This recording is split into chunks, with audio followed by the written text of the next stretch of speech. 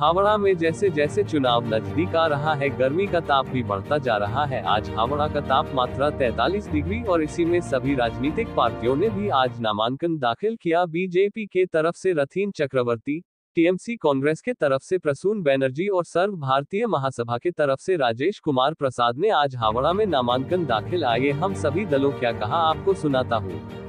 আর আপনার এই চ্যানেলের মাধ্যমে আমি জানাতে চাই যে আমাদের এই দল নিযুক্ত হয়েছে একটা ম্যানিফেস্টো স্লোগান নিয়ে, মানুষের পাশে মানুষের সাথে। সব দলই কথা বলে কিন্তু করে দেখায় না।